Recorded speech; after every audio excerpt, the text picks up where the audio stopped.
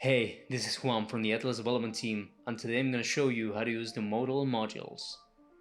So the first thing we want to think about when using the Modal modules is how we're going to trigger them. In this case, I set up a section with a custom regex module and a call to action button that I'm going to use to trigger the modules. So I'm going to add a Modal module by clicking on the add button and looking them up in our search bar. And as you can see, there are two versions of this module. We have the Modal card about and the Modal card offer. We want to use a Modal card about when talking about a specific person or thing, and the Modal card offer when we want to present our user with certain information or with an action that we want them to take. It doesn't really matter where I add my modules, as long as I trigger them with a button, they will pop up.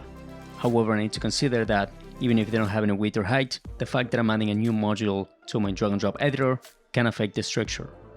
I'm going to add this one right at the top of my module, and it doesn't make any difference. But if I add another module right next to my custom regex module, it will generate a new column and this will affect my structure. If I add a new one in between two sections, it will generate what seems like an empty section that it actually has my module, and I can fix this by clicking on the section, heading over to alignment and spacing, and getting rid of all the spacing. In this case, I don't need two modules, so I'm just going to keep the one that I added at the top. Even though I'm not able to click on my module, I can always head back to the contents tree and see the entire structure of my site so that I can click on my module and edit its fields.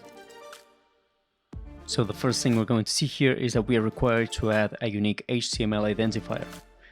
I'm going to use a keyword such as Modal, and this is the word that's going to help us link the call to action button to our pop-up.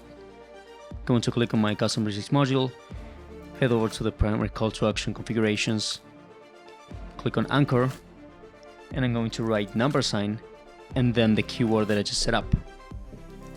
Now if I check my module in a preview and open this preview in a new tab, I can see that the button triggers my pop-up. So let's check out the content fields. The first thing we're going to see here is the header as a rich text field. We have the name of this person as a heading 3, and their position as a heading 4, and as you can see, heading 4s in this module get highlighted with the color that you've set as primary color in your global theme settings. Moving on, we have our main content rich text field where we can provide a description for this model, and below it we have the socials where we can create icons with different URLs. In this case, the default is the LinkedIn one, and I can provide the URL to this person's LinkedIn page, but I can just add a new one and use, for example, the Twitter logo and add a URL to that as well. Now if we save it and refresh our page, we can see that we have our icons here and that they highlight based on the theme settings primary color. Finally, we can also add an image to our module. We can set the alt text, the size. We're going to set it to automatically adjust in this case so that it's responsive, and we can see how that looks in our preview.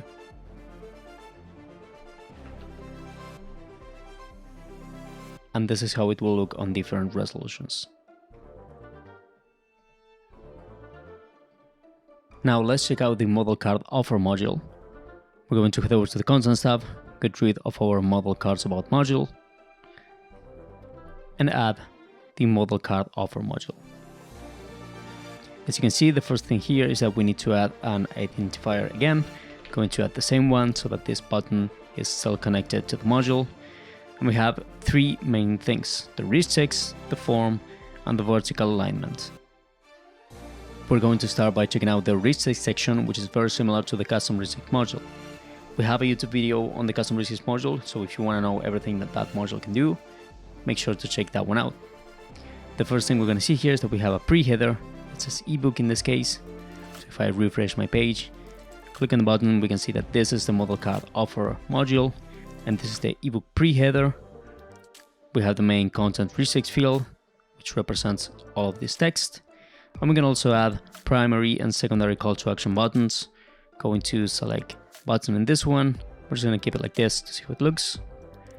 If I refresh, you can see that this is my new call to action button. We can also add a form. Once we enable it, we can create one on the spot or just select a previously created one. Going to select this test right here.